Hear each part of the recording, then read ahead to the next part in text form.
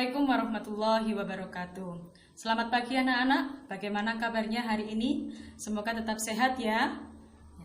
Mengawali kegiatan pembelajaran jarak jauh di pelajaran kimia untuk semester 1 ini di kelas 12, maka bab 1 yang akan kalian pelajari adalah sifat koligatif larutan. Nah, sifat koligatif larutan itu nanti dibagi menjadi sifat koligatif larutan non-elektrolit, serta satunya nanti adalah sifat koligatif larutan elektrolit. Apa itu larutan elektrolit? Waktu kelas 10 kalian sudah pasti memahaminya. Yang dimaksud dengan larutan elektrolit itu adalah larutan yang dapat menghantarkan arus listrik. Tapi yang larutan non-elektrolit itu adalah larutan yang tidak bisa menghantarkan listrik. Apa saja contohnya larutan non-elektrolit? Contohnya larutan urea. Urea itu rumus kimianya CONH2 2 kali. Glukosa, larutan glukosa itu rumus kimianya C6H12O6. Larutan sukrosa. Sukrosa itu gula pasir ya. Rumus kimianya adalah C12H22O11. Ini adalah beberapa contoh larutan non-elektrolit.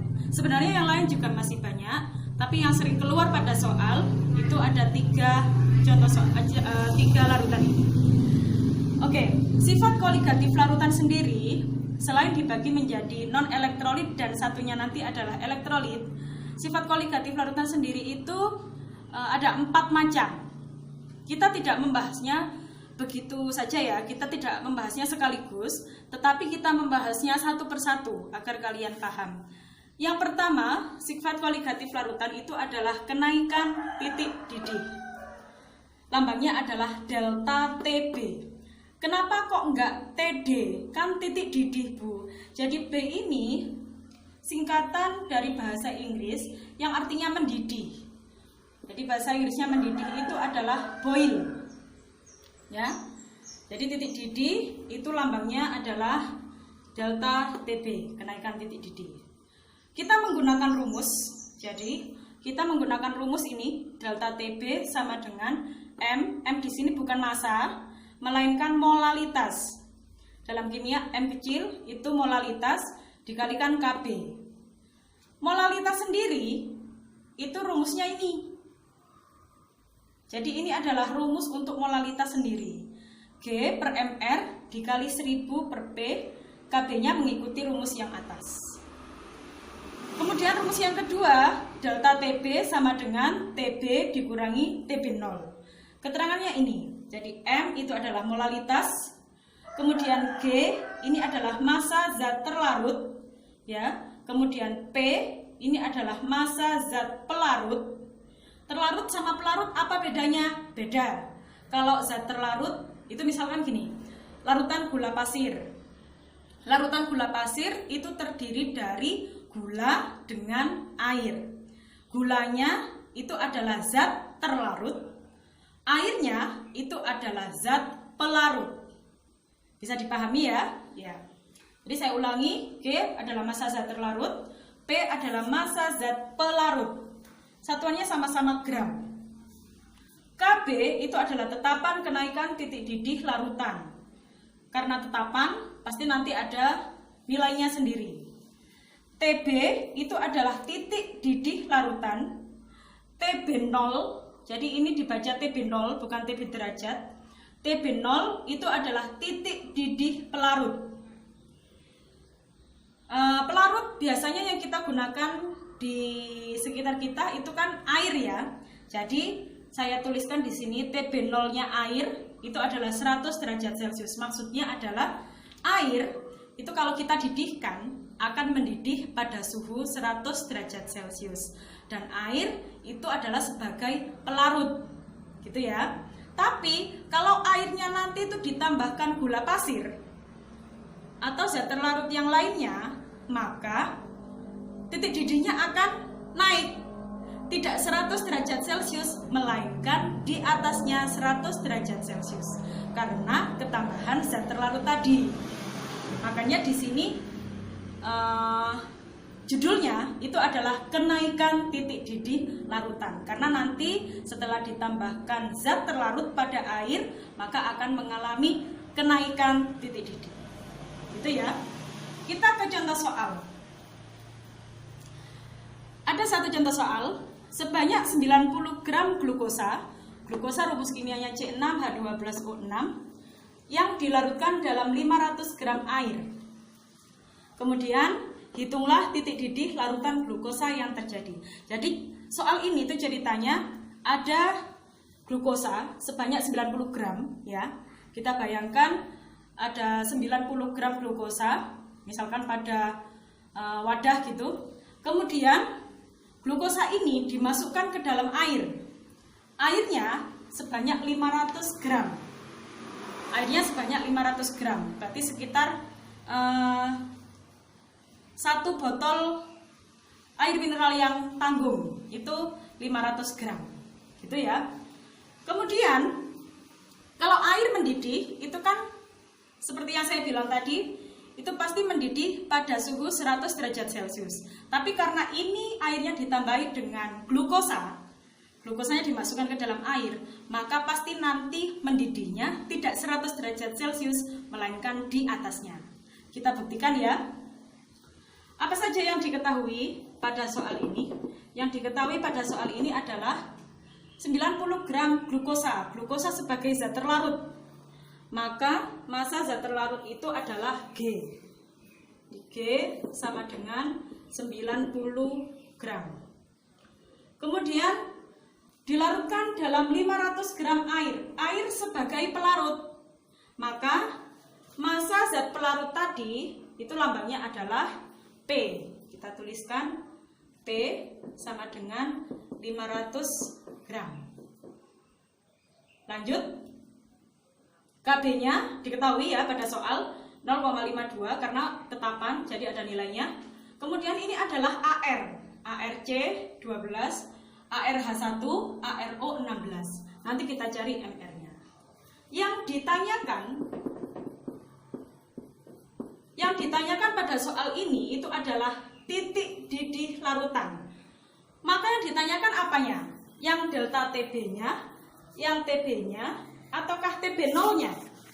Titik didih larutan itu adalah yang ini. Berarti yang ditanyakan adalah TB, bukan delta TB. Delta TB itu kenaikannya. Jadi yang ditanyakan adalah TB. Oke, kita jawab ya. Oke. TB itu berada pada rumus yang kedua ini. Nih, yang kita cari. Maka untuk mencari ini, kita harus tahu data delta TB dan harus tahu data TB0. Kalau TB0-nya air, karena ini air ya, pelarutnya adalah air, maka sudah pasti TB0-nya adalah 100 derajat Celcius. Sekarang, kalau ini sudah tahu 100 derajat Celcius, tinggal delta TB-nya yang belum kita ketahui. Maka kita tulis dulu delta TB sama dengan M dikali KB. M sendiri itu rumusnya adalah G per MR dikali 1000 per P kemudian dikalikan KB. KB-nya mengikuti ini. G-nya kita masukkan 90. MR-nya belum diketahui ya, yang diketahui adalah AR. Maka untuk mencari MRC6H12O6, dari mana ini? Dari soal. Itu sama aja dengan C-nya ada 6 ya, maka 6 dikali ARC ditambah hanya ada 12 dikali ARH ditambah dengan O-nya ada 6 kali ARO. Kita masukkan 6 dikali ARC-nya, lihat pada soal 12 ditambah 12 dikali ARH-nya 1 ditambah 6 kali ARO-nya 16. Ini kalau kita jumlahnya ada 180. Oke. Kalau tidak percaya bisa dihitung. Maka MR-nya adalah 180